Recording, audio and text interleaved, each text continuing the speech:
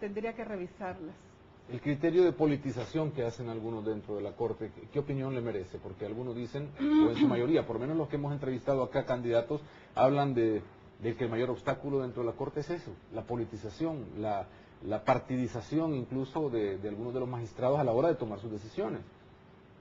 Sí, realmente es un problema grave que se menciona pues a nivel del gremio jurídico, el que incluso para la elección se tome en cuenta la opinión de los partidos políticos.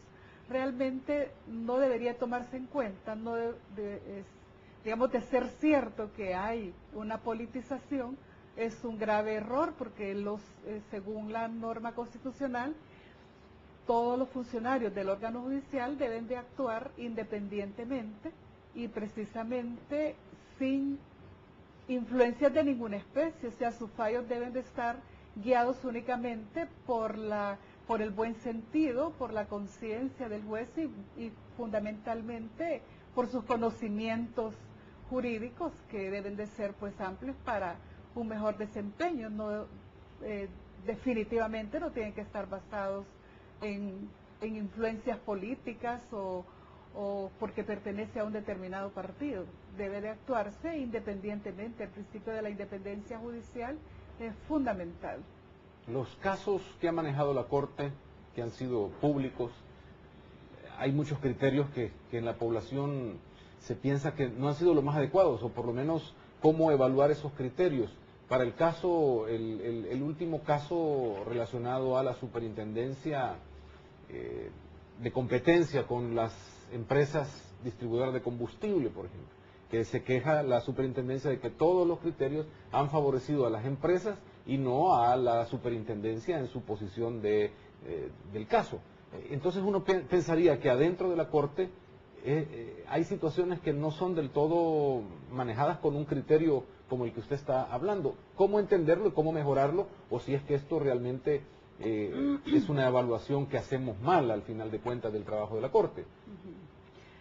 Sí, realmente ese es el gran problema de la falta del cumplimiento. O sea, el problema que usted señala es gravísimo, porque cabalmente se denota ahí el que no tenemos en nuestro sistema todavía la pronta y cumplida justicia. O sea, no se cumple con esos dos principios que son básicos y que, pues algunos hasta dicen, sin pronta y cumplida justicia no hay justicia.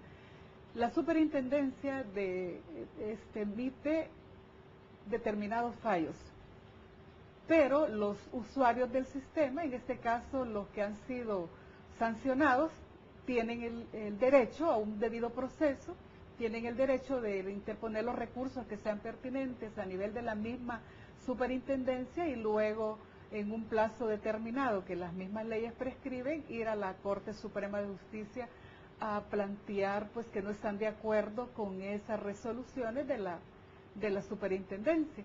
El punto estaría en que son casos urgentes y que debería la Corte Suprema de Justicia, las salas pertinentes, deberían de resolver en un tiempo razonable. Cabalmente ese es el problema. O sea, digamos, si se trata de la Sala de lo Contencioso Administrativo, esta debería de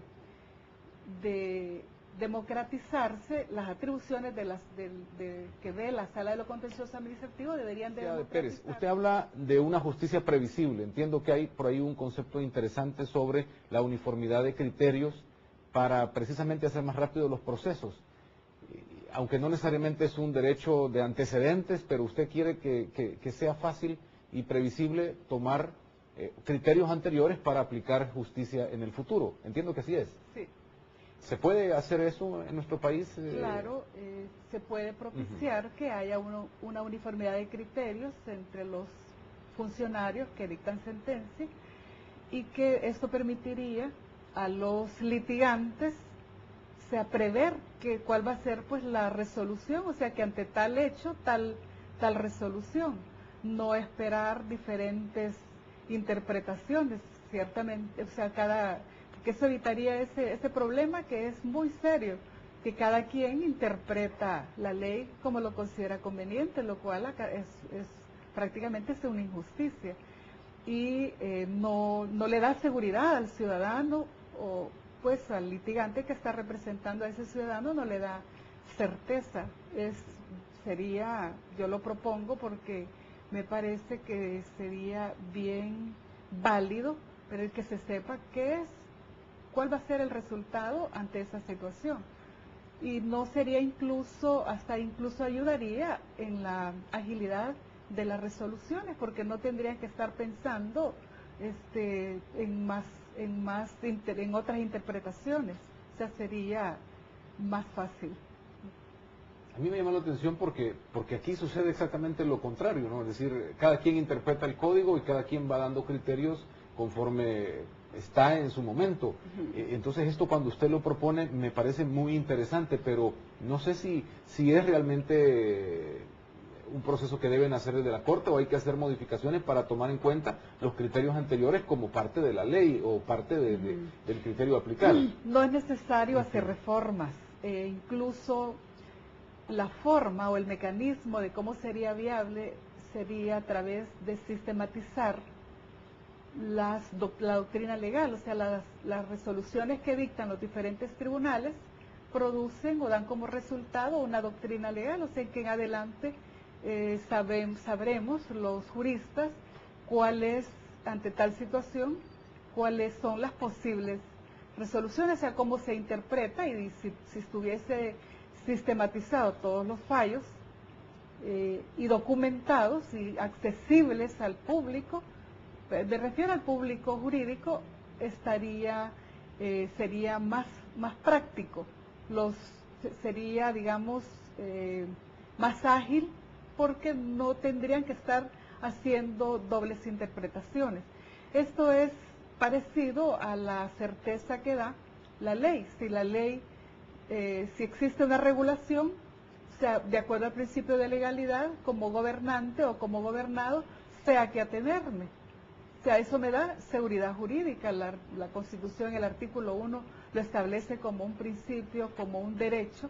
La seguridad jurídica lo da la ley, pero de igual forma es un símil, una interpretación uniforme de los diferentes textos legales daría pues una mayor seguridad jurídica en beneficio de la población.